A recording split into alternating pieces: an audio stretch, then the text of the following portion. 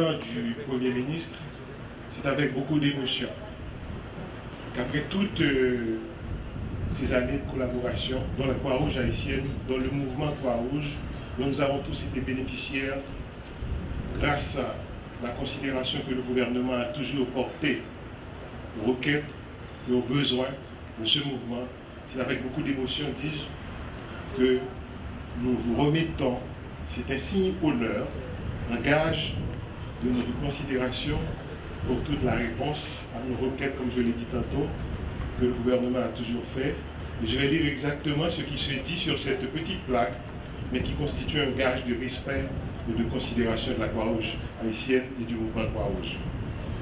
Remerciements spéciaux au gouvernement de la République d'Haïti pour son engagement dans la mise en œuvre et le succès des interventions de la Croix-Rouge haïtienne et du mouvement Croix-Rouge en Haïti.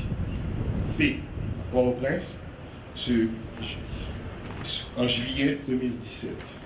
Merci, monsieur le directeur de cabinet et représentant de son Excellence le Premier ministre. Veuillez bien vouloir lui transmettre cette modeste plaque au nom du mouvement Croix-Rouge.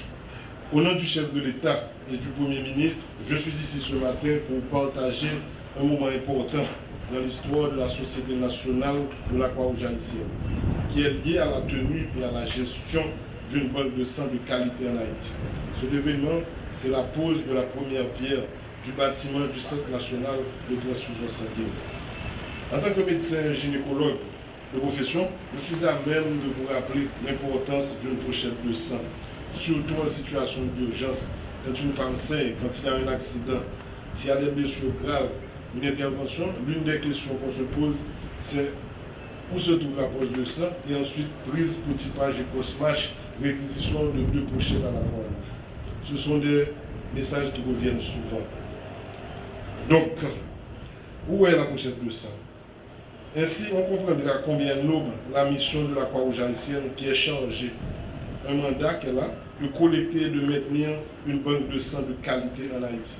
Il a été frappé par le séisme et mis à terre le 12 janvier 2010, les structures du Centre national des institutions sanguines de la Croix-Rouge haïtienne vont enfin se relever grâce au support inconditionnel de la Société sœur de la Croix-Rouge américaine et d'autres partenaires du mouvement Croix-Rouge. On ne peut que se réjouir de tels événements. Et j'en profite pour remercier la Croix-Rouge américaine ainsi que les autres membres de la Fédération internationale de la Croix-Rouge qui contribuent à cet effort de redressement et tous ceux qui sont appelés à rejoindre le projet en cours d'exécution. Aussi, je tiens à lancer un appel à la population et à la jeunesse de mon pays pour les conscientiser sur la nécessité de prendre le relais en se faisant des donneurs volontaires de la Croix-Rouge. Car sans vous, cette structure, aussi avancée soit qu'elle soit, ne pourra répondre à la demande grandissante en produits sanguins de la population.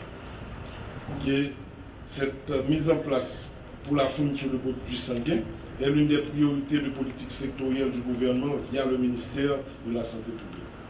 Je terminerai mes propos pour un renouvellement de l'engagement du gouvernement à accompagner la Société nationale de la Croix-Rouge haïtienne et ses partenaires dans la mise en œuvre de ce projet et dans toute autre activité visant à soulager les souffrances des plus vulnérables dans le cadre de sa mission en tant qu'auxiliaire des pouvoirs publics dans le domaine humanitaire.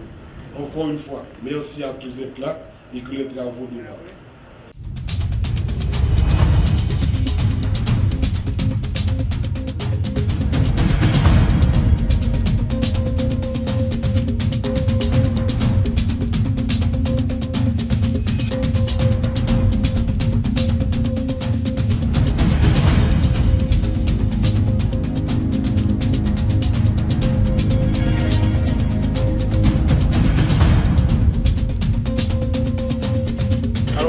Vous me permettez d'utiliser un aphorisme.